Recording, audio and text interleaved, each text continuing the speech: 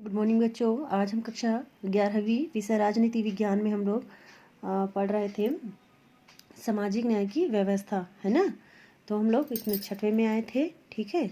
इसमें 6वें में दिए विशेषाधिकारों की समाप्ति, ठीक है। तो सामाजिक न्याय की यह विशेषता है कि यह समाज में विशेषाधिकारों को मान्यता देता है, मान्यता नहीं देता, है ना। इसमें बोल रहे कि सामाजिक न्याय की यह विशेषता है कि यह समाज में व्याप्त क्या है, समाज में व्याप्त सामाजिक न्याय की यह विशेषता है कि यह समाज में विशेषाधिकारी को मान्यता नहीं देता। किसी भी व्यक्ति या व्यक्ति समूह को कोई विशेष अधिकार या सुविधा नहीं मिलती। सबको समान और समान सुविधाएं प्राप्त होती है और सभी अपनी योग्यताओं के अनुसार अपना क्या कर सकते हैं, विकास कर सकते हैं, ठीक है। 7वां इसमें दिया है कि पिछड़े वर्गों के लिए विशेष सुविधाएं। तो सामाजिक न्याय की यह भी विशेषता है कि यह समाज के पिछड़े वर्ग को आगे बढ़ने के लिए क्या करता है, विशेष सुविधाएं प्रदान करने की व्यवस्था करता है ना। और यूँ भी कहा जा सकता है कि सामाजिक न्याय के अंतर्गत व्यक्ति के रास्ते में जो बाधाएं हैं, जैसे कि पिछड़ापन, उन्हें दूर करने के लिए विशेष सुविधाएं और संरक्षण प्रदान किया जाता है, ताकि पिछड़ा वर्ग भी दूसरों के समान स्तर पर आ जाए, ठीक है। पिछड़े वर्ग के लिए विशेष सुविधाएं होती हैं। और 8वां इसमें दिए सामाजिक सुरक्षा। तो सामाजिक न्याय की मांग है कि सामाजिक सुरक्षा की व्यवस्था हो, अर्थात लोगों को बीमारी, बुढ़ापे, अपंग और अयोग्य होने की दशा में सरकार द्वारा आर्थिक सहायता दी जाए और प्राकृतिक असमानता के कारण लोगों को भूखा मरने देना सामाजिक अन्याय है। सामाजिक सुरक्षा देना चाहिए, जैसे बूढ़े लोग गए, बीमार लोग हो गए, है ना। तो 9 इसमें दिए शोषण का निषेध। तो सामाजिक न्याय का एक महत्वपूर्ण पहलू यह है कि मानव के द्वारा दूसरे मानव का शोषण न किया जाए। भारतीय संविधान ने न्याय की आदर्श को अपनाया है। संविधान द्वारा मानव व्यापार, बेगारी या जबरन काम लेना गैर कानूनी घोषित किया गया है, ठीक है। शोषण का निषेध कर दिया गया यहाँ पे कि कोई भी किसी से जबरदस्ती काम नहीं करवाएगा, ठीक है। 10वां है विचार, अभिव्यक्ति, धर्म, विश्वास एवं पूजा की स्वतंत्रता। तो न्याय का आदर्श सहनशीलता पर बल देना है।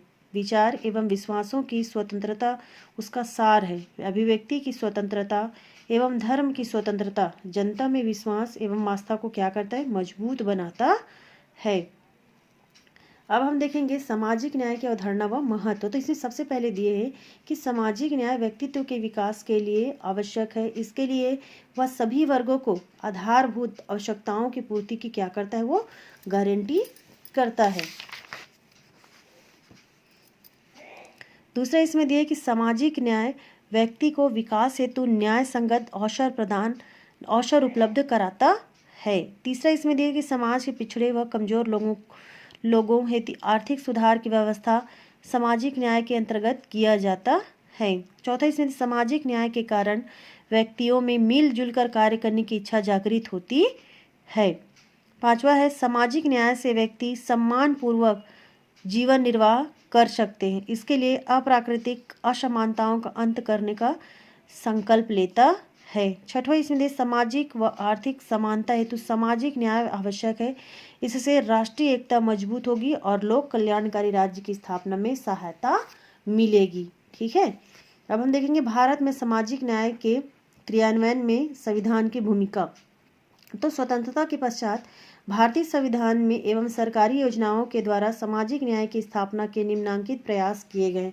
पहला, भारतीय संविधान की प्रस्तावना में ही सामाजिक न्याय की अवधारणा का उल्लेख किया गया है। प्रस्तावना में समस्त नागरिकों को, है ना, प्रस्तावना में क्या है कि समस्त नागरिकों को सामाजिक, आर्थिक और राजनीतिक न्याय उपलब्ध कराने की प्रतिबद्धता की बात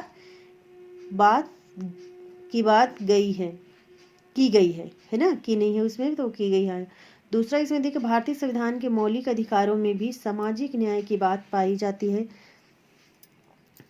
भारतीय संविधान के अनुच्छेद 14 के अनुसार व्यक्तियों की उपाधियों का अंत कर दिया गया है। अनुच्छेद 17 के द्वारा छुआछूत को अपराध घोषित किया गया है ना। जो भी छुआछूत मानेगा उसको क्या करते हैं, एक अपराध की तरह उसको माना गया है। अनुच्छेद 23 और 30 भी सामाजिक न्याय के अन्य पक्षों के परिचायक हैं। तीसरा, इसके अतिरिक्त संविधान के विभिन्न अनुच्छेदों के अंतर्गत सामाजिक न्याय की स्थापना हेतु ये प्रावधान रखे गए हैं, जिसमें सबसे पहला इसमें दिया है कि संविधान में भारत की समाजवादी धर्मनिरपेक्ष राज्य घोषित करते हुए, है ना, भारत में क्या है, संविधान में भारत की समाजवादी धर्मनिरपेक्ष राज्य घोषित करते हुए जाति, धर्म, वंश, रंग, लिंग आदि में भेद न करते हुए कानून के अंतर्गत सभी को समान दर्जा देने, योग्यता अनुसार विकास के लिए सभी को क्या है, समान अवसर उपलब्ध कराने, समान कार्य करने के लिए स्त्री पुरुष को समान वेतन दिए जाने एवं मौलिक अधिकार के अंतर्गत सभी को सभी प्रकार की स्वतंत्रताएं देने का यहाँ पे क्या है, संकल्प व्यक्त किया गया है। दूसरा यहाँ पे दिया है कि राज्य के नीति निर्देशक तत्व के अंतर्गत यह व्यवस्था की गई है कि उत्पादन के साधन, भंडारण और वितरण की व्यवस्था किसी भी वर्ग विशेष या व्यक्तियों के हाथों में केंद्रित ना हो सके। इनका संचालन ऐसे हो जो सर्वसाधारण के लिए क्या हो, लाभप्रद रहे। ठीक है। अब यहाँ पे चौथा है, राज्य के नीति निर्देशक तत्व में भी सामाजिक न्याय की व्यवस्था की गई।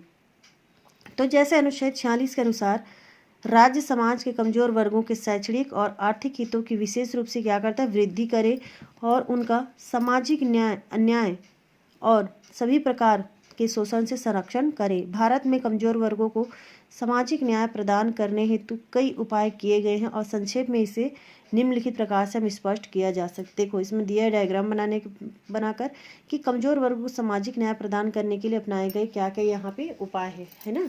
तो सबसे पहले यहाँ पे उपाय दिया कि निर्योग्यताओं का उन्मूलन, अनुच्छेद 15(1) एवं 2, 17, 25, 2, 29, 2 एवं 335। इसमें मौलिक अधिकारों की स्वीकृति अनुच्छेद, कमजोर वर्गों को प्राथमिकता, है ना। तो कमजोर वर्गों को प्राथमिकता में कौन कौन आता है, देखो वितरणात्मक उपाय है, इसमें सुरक्षात्मक उपाय है ना। वितरणात्मक उपाय के अंतर्गत आरक्षण है और विकास एवं कल्याण कार्यक्रम। अब इसके अंतर्गत ये है शैक्षणिक विकास, आर्थिक विकास, स्वास्थ्य और कल्याण। ठीक है, विकास एवं कल्याण कार्यक्रम के अंतर्गत।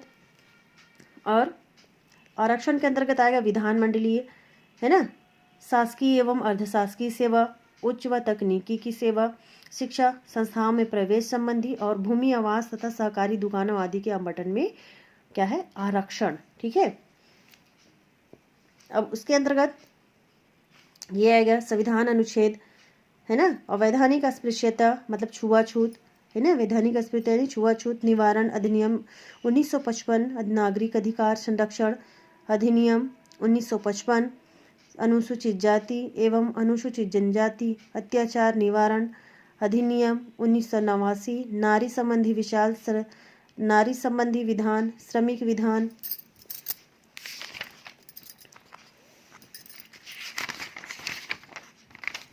ठीक है। अब यहाँ पे हम लोग पढ़ेंगे आगे कि इस प्रकार सामाजिक न्याय हेतु केंद्र व राज्य सरकार के द्वारा कोई उपाय किए गए, केंद्र सरकार व राज्य सरकार के द्वारा कई उपाय किए गए, कई योजना लागू की गई। मध्य प्रदेश में सामाजिक न्याय की स्थापना करने के लिए सरकार आदिवासियों, पिछड़े वर्गों, स्त्रियों, असहायों आदि की सहायता करने हेतु अनेक कार्य कर रही है और सामाजिक न्याय हेतु विधानसभा, संसद, पंचायत, नगरीय निकाय आदि के चुनाव क्षेत्र में आरक्षण की व्यवस्था की गई है ना। शासकीय व अर्धशासकीय सेवाओं, उच्च व तकनीकी शिक्षण संस्थाओं आदि के क्षेत्र में सामाजिक न्याय हेतु आरक्षण की व्यवस्था की गई है और व्यवहारिक दृष्टि से अस्पृश्यता के उन्मूलन और स्त्रियों को पुरुष के साथ समान स्तर पर लाने के लिए कानून बनाए गए। यहाँ पे सब देखो डॉक्टर भीमराव अम्बेडकर का चित्र है ना। ये समाज के लिए छुआछूत मिटाने के लिए इन्होंने बहुत प्रयास किए, है ना। न्यायपूर्ण समाज वह है, क्या बोल रहे हैं ये कि न्यायपूर्ण समाज वह है जिसमें परस्पर सम्मान की बढ़ती हुई भावना और अपमान की घटती हुई भावना मिलकर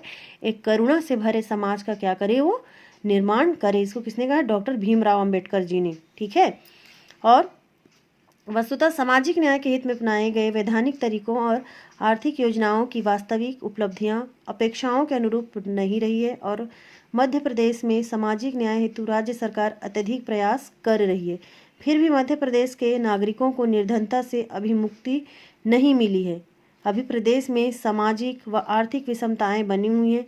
अतः आज जरूरत है सामाजिक न्याय के क्षेत्र में व्यवहारिक प्रयास सरकार व समाज के द्वारा किए जाने की, है ना। अब यहाँ पे निष्कर्ष भी बोल रहे हैं कि सामाजिक न्याय निष्पक्षता की क्या है, कसौटी है, बुनियादी आवश्यकताओं की पूर्ति है, संरक्षणात्मक भेदभाव है, समाज का एक बड़ा वर्ग दिनहीन अवस्था में जीवन यापन कर रहा है, उसे ऊपर उठाने का प्रयास है ना। उन्हें रातों रात संपन्न नहीं बनाया जा सकता, किंतु उनकी कठिनाइयों को कुछ हद तक कम अवश्य किया जा सकता है ना। ऑर्थर आयकर के अनुसार समाज वर्षा नहीं रोक सकता, किंतु वह छाता तो उपलब्ध करा ही सकता है ना।